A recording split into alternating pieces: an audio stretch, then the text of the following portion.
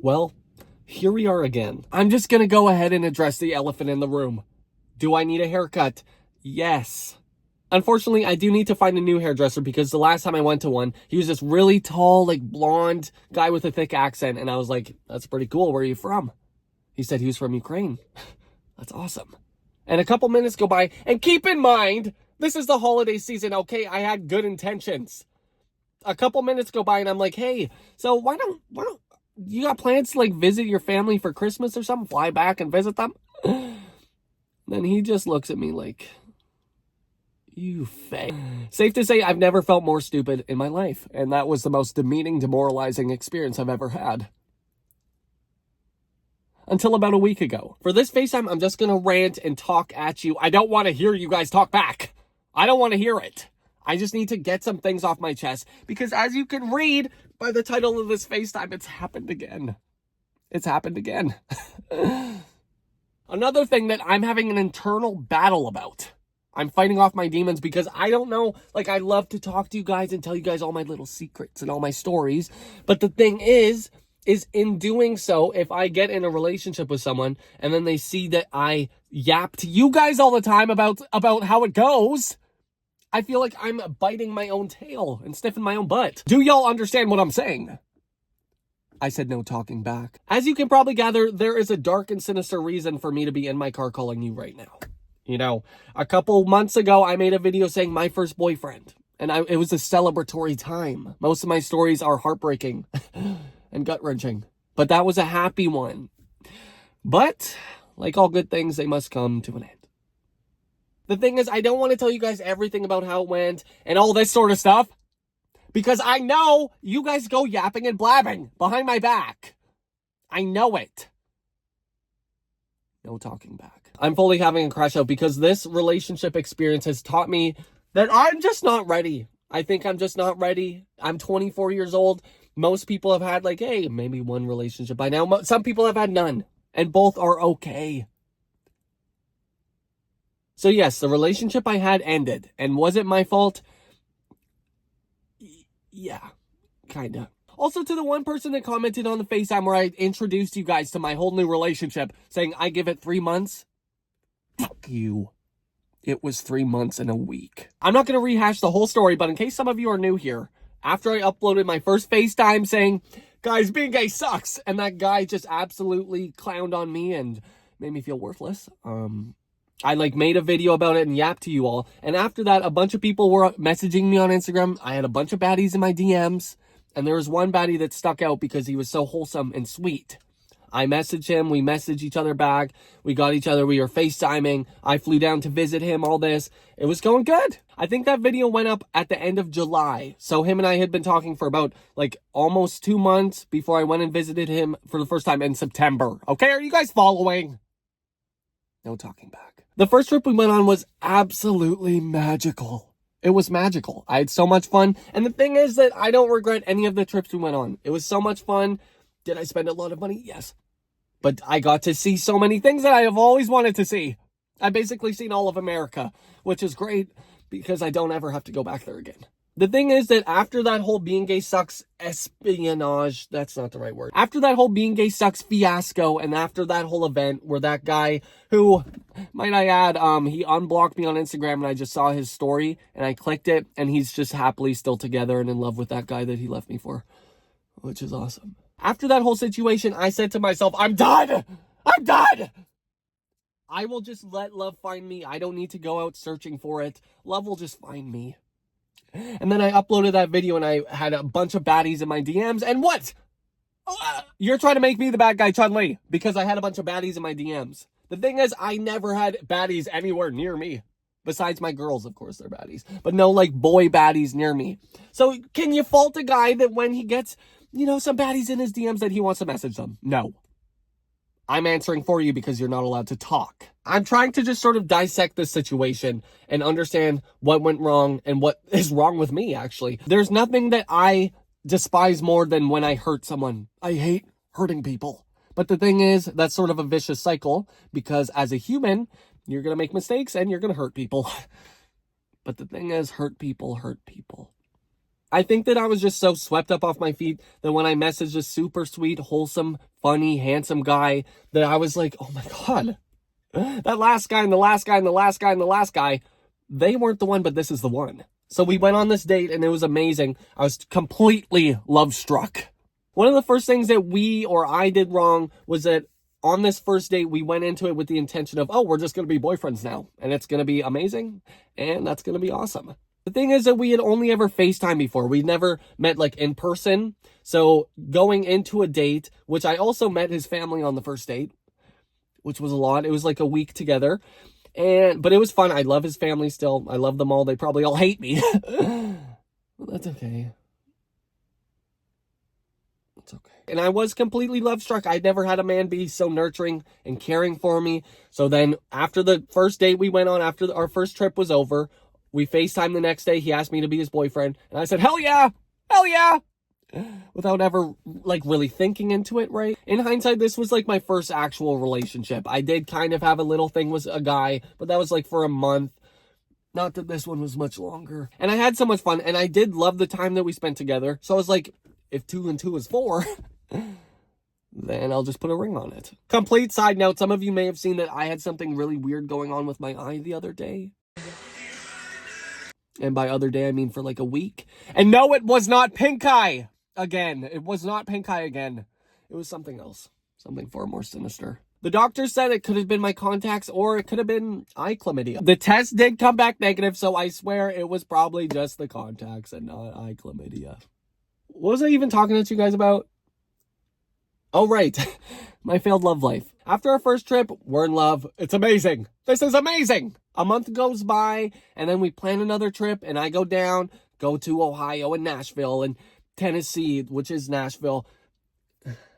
So we go on another trip. We have so much fun. We make sweet, passionate love all night and into the day. After the first trip, I'm like, this is so much fun. I could do this forever. My accountant says otherwise. At this point, it's only 2 months in, 3 months into us talking. The cracks of a long-distance relationship begin to show. Of course, I've never done a long-distance relationship, and it is pretty obvious to most people, it would be, that long-distance means you should probably talk at least once a day, or like call at least once a day, maybe, or like once every couple days. And the thing is that, am I on my phone a lot? Yes. Again, I'm just talking at you. I don't know if this is an excuse I'm making up or if it's something people relate to and it's valid. If you relate, comment down below. On a regular basis, I don't talk to many people every day. The person I talk to the most is my mom, right? Because I live with her and I'm 24. But on a regular basis, I will talk to maybe my friend with the baby, maybe my best friend whose brother's boyfriend I'm really good friends with. I'll talk to him a lot. And that's about it. Also, another side note, gay guys can be friends with each other. Guys, we can be friends. Not everything has to be freaky. You can just be friends with people. I've become really close with my friend's brother's boyfriend over this last year. And everyone thinks we're fucking. I don't know about you guys, but that's not what friends do. Have I said in past FaceTimes that sleeping with your friends is fun? Yes. But that doesn't apply here. I don't know why I'm yelling at you guys like you know who he is and you know the whole situation, but everyone thinks we're fucking, and it's annoying me. So for the last 24 years of my life, I would talk to maybe one person a day on my phone. So I don't know if this is an excuse or this was just a habit that I had, but with my friends that I don't like talk to every day, like we're still close. We're still close friends. We're still like perfect. We can go months without talking. And next time we see each other, it's like nothing happened. No time has passed. And for some reason, I think just in my brain was like, yeah, that's what it's like with your lover too. That's what it'll be like. And that's not the case, right? So after a second trip, there was a week, maybe a week and a half, where I may or may not have just like not messaged him. And is that my fault? Completely it is. Yes. Am I the bad guy, Chun-Li? Well, yes. But the thing is, I would still like have dreams about him and be thinking about him. So I was like, oh, so that means like he's doing the same and it's all good. But that's not how communication works. What I'm learning is, am I the problem? Am I the culprit and the creator of my own destruction?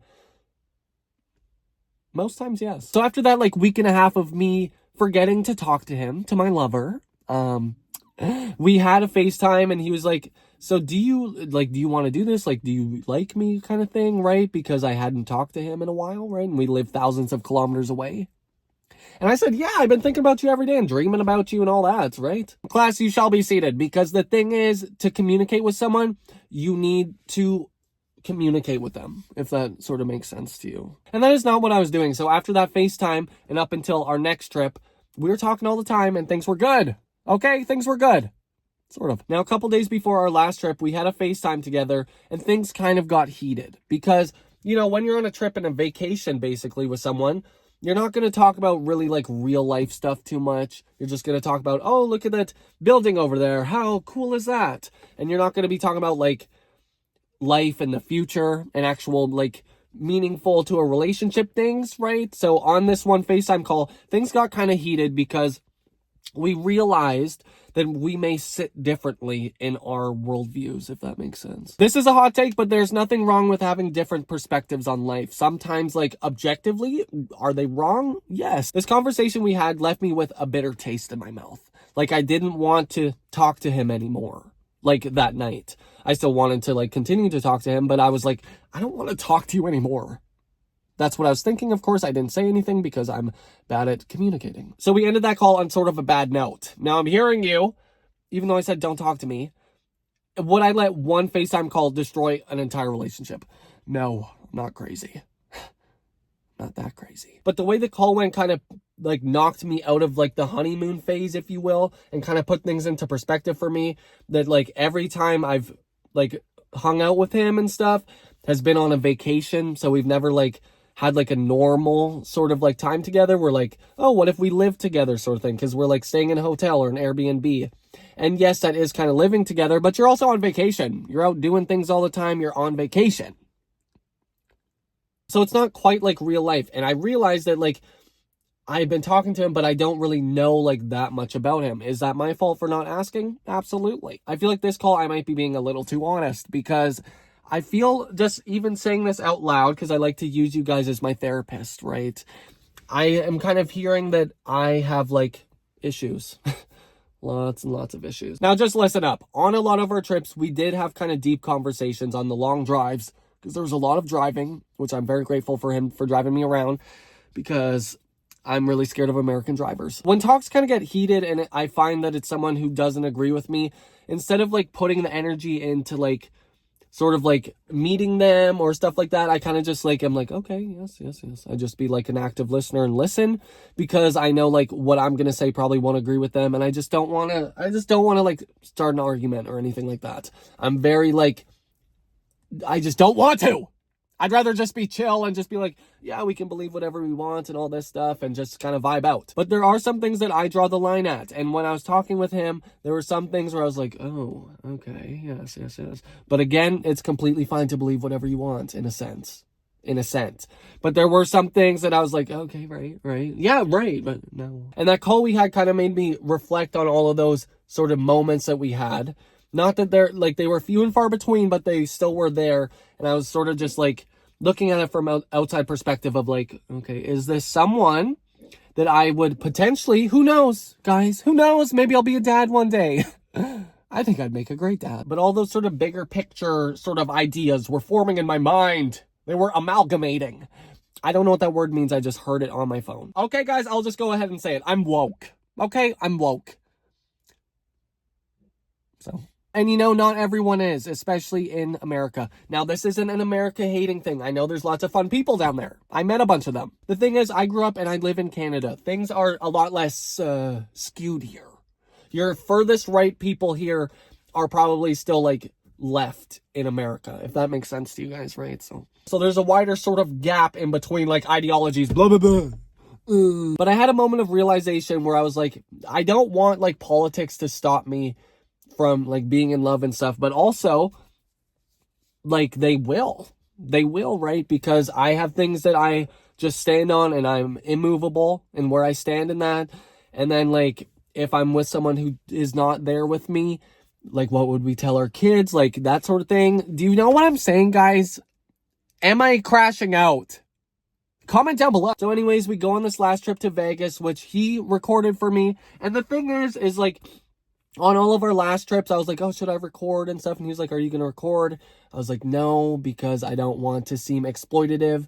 And I feel like in doing this right now, I feel like I'm kind of being exploitative, but I don't want to be, guys. Don't take it that way. Do you guys see this sort of thin ice I'm walking on? Like, I'm walking a thin line between, like, just telling my story that, like, of something that happened to me and, like, being exploitative. And I am coming into realizing that I don't know what the hell I'm doing. The thing is, I don't want to be that kind of person, and I'm not. I think. Guys, who am I? The thing is, I don't want to be that kind of person. I don't want people to have the expectation that if they are with me, I'm going to call you guys and tell that you guys all of their nonsense. I don't want to be that kind of person. So I'm trying to thread this needle. I don't know what I'm saying. There have been plenty of situations in my life where I'm like, these people are going to want to hear about that. I'm going to FaceTime them.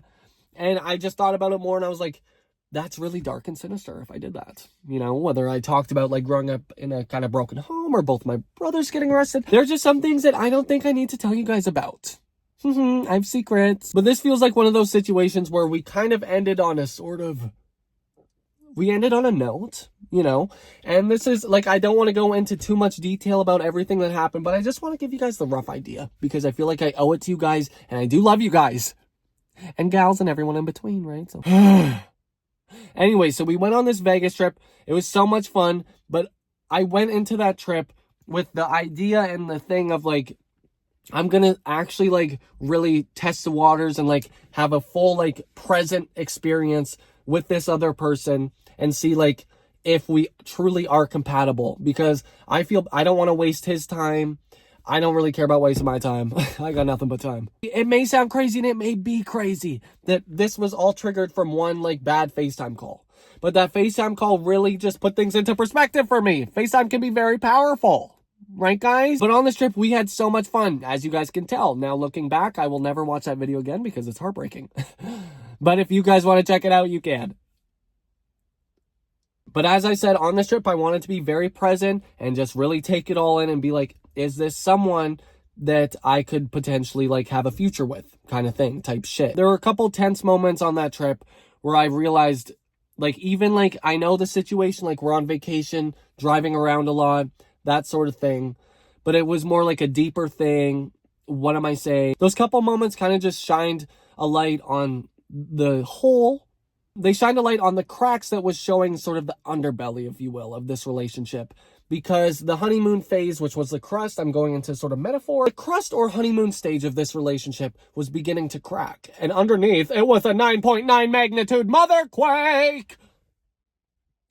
And I took a shit in the mother toilet. On this trip, my perspective and my whole outlook on this relationship just sort of shifted. There were points even on the trip when there was sort of like a darkness and an awkwardness. And he was like, do you even like me?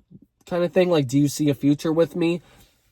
And guys, again, this is probably just down to my horrible communication skills. But also, what was I supposed to do? Say like, I just don't think it's going to work out like in the middle of our trip? And then just still have like 5 days where we just have to like just be hanging out, going to the Grand Canyon and stuff, when like it would just be too awkward, guys. I don't know. I know that I'm the bad guy in this situation. I am very well aware of that. And I feel horrible. I feel absolutely horrible about that. But also I feel like it would be worse if I just continued on with him, not fully being in it at all. He doesn't deserve that. And I don't deserve that, right? Guys, I don't think I know anything. Another thing is that at the end of our trips, like when we're saying bye at the airport, I would always like bawl my eyes out. We would both bawl our eyes out and be sad.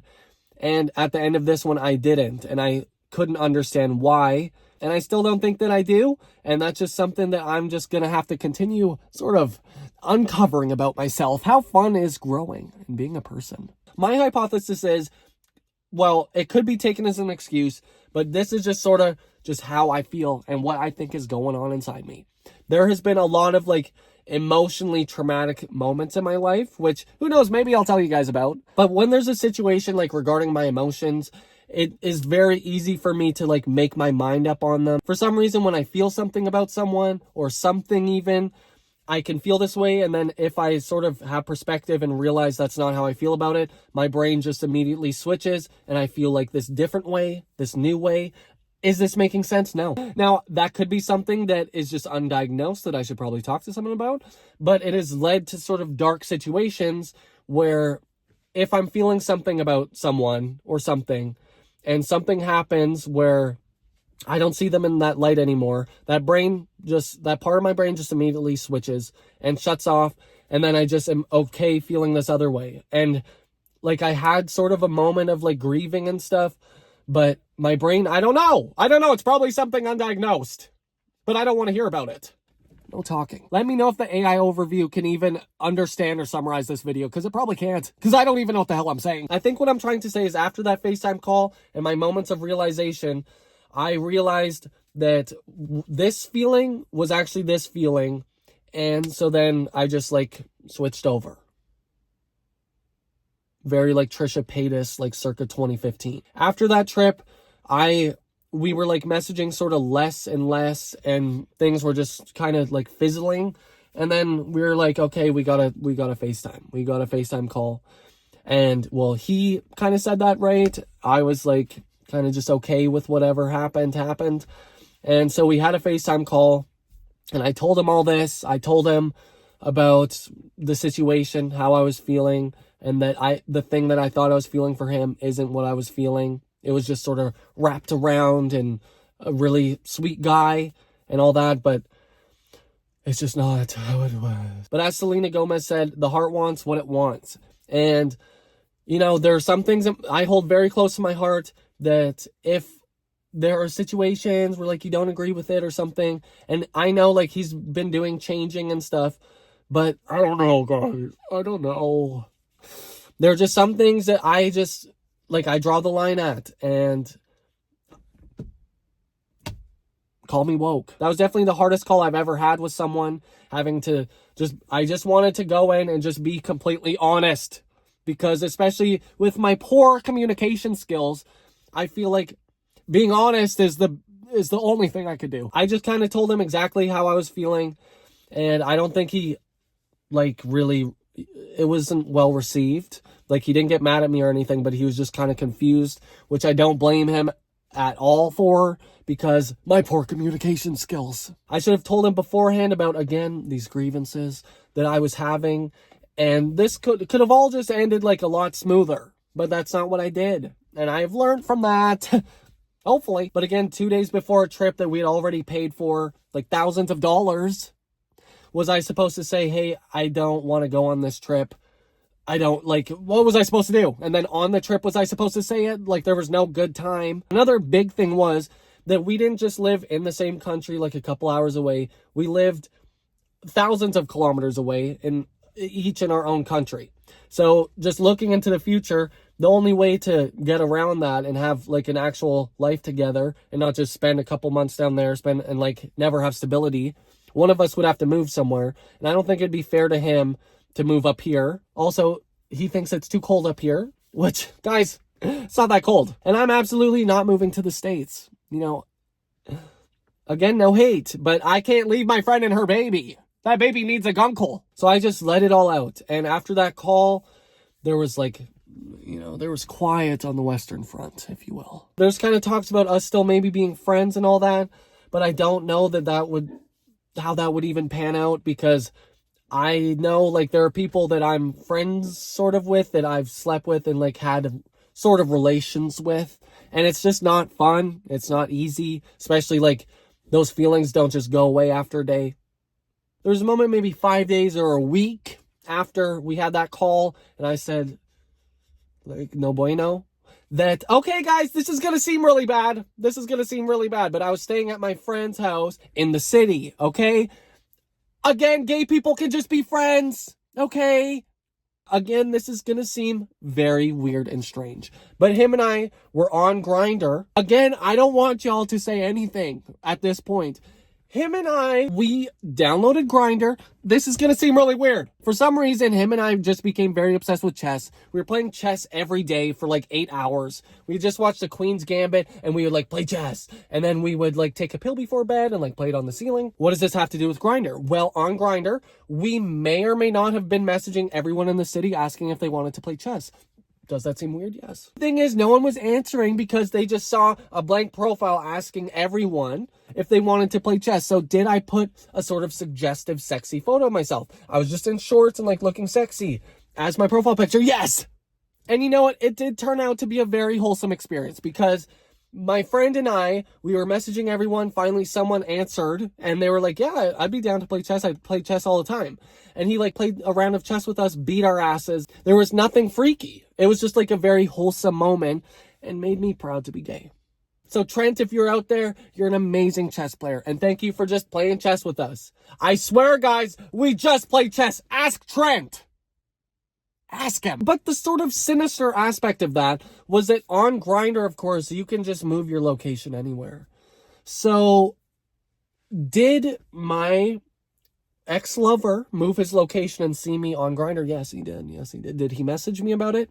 Yes. The thing is that nothing sinister happened, and I know that Grindr has a sinister sort of connotation. It doesn't always have to be sinister. There's just sinister people on there making it sinister. It's inherently a neutral platform. I know what you're saying, Zach, chill out with the big words, but I have been reading a lot of 50 Shades of Grey and Heated Rivalry. But he did message me saying, oh, that's weird, you're on Grindr. And were we kind of split up? Yes, we were. But I did kind of say, maybe we should just like give it some time. But I just said that because I broke his heart. I broke his heart and I didn't want to be like, just no, we're done. We're never talking to each other again. Because that feels evil. Again, I should have just been completely transparent and just said that. I should have just said that. It's better than just sort of peeling the Band-Aid off and then poking the scab and gnawing on it. But I was under the impression that it was pretty clear that it was just donezo. There was no comprehende. I should really stop trying to speak Spanish. So that turned into a quite heated sort of text-based argument where, you know, some pretty hurtful things were said in my direction, which is kind of valid, right? It is valid, completely valid, some may say. But the thing is, guys, I swear, here I am on record, I didn't do anything crazy on Grindr. Ask Trent. I'm going to be honest, I don't think that he was really buying that. Even though, like, it's free. It's free.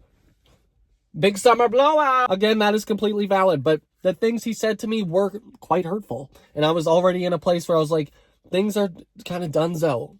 And him talking to me like that made it a lot worse. I do have the receipts, guys, but I will not be showing you, okay? I won't be. Not like the first time. Unless, I'm going to be honest, y'all, receipts is very, like, bye, sister. It's kind of corny. It's kind of corny. Like, going into 2026, there's no more corn. One of the things that it kind of made me aware of was when there would be sort of, like, heated moments, and he would, like, come up here and then, like, kind of push me down, and it felt like he was belittling me, which he apologized for and stuff. But also, that's the thing, he would then apologize for it and then do it again kind of thing, which I just don't get down with. Like, I just don't have time with that. I got a fucking baby to take care of. Those texts ended on a very sour note. Very sour note. And I was like, things were going good, guys.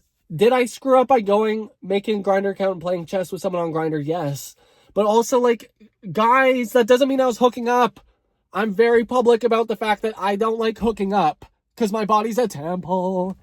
My body's a temple. Well, Zach, it looks like there's a little guy trying to escape out of your temple because for the last couple minutes of this video, I just have like a huge booger hanging out of my nose. And I was gonna like just end the call and call you guys back, but I'm just like, you know what? You guys deserve to see the real me and nothing but the real me. So, yes, I have a booger hanging on my nose, but just you gotta accept the love that you think you deserve. I promise, guys, the story's almost over. I just like to talk to you guys. But after that note, it was kind of basically over, yeah. The thing is, coming off of this relationship, I have realized a lot about myself.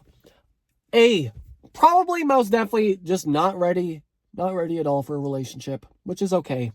Which is completely okay, because that's what I thought beforehand. I just wanted to take a chance and just see what's going on. And yeah, it was a big mistake. The second thing is, don't get into a relationship thinking about like getting into a relationship. Does that make sense? Is that clocking to you? Don't put too much pressure on yourself to even have to be in a relationship. Because, you know, what did RuPaul say? I've said it a million times. How the hell are you going to love yourself if you can't? No. How the hell are you going to love someone else if you can't love yourself? And that is literally the truest thing I've ever heard. On our first date, I wasn't sussing the vibe out. I was just living in the love, which is totally okay because it's good to accept love. But you also probably shouldn't like meet the parents on the first date and like put a lot of pressure on yourself. And then you realize, oh God, I have all this pressure on myself and I can't bust through without destroying someone's heart. The third thing is that I don't know what the third thing is. I've just been venting to you guys this whole time, and I'm probably going to regret posting this. But I've just missed you guys. And Zach's not back on the market, actually. The gates are kind of closed. I'm just going to kind of go with the flow. Guys, being gay is okay. I've said it in the first one. I'll say it in this one. Being gay is awesome. It's just that it kind of puts you in a situation where it's hard to sort of accept love and sort of give love when you've been crushed. But anyways, I guess I'm just gonna have to find somebody else to eat my ass.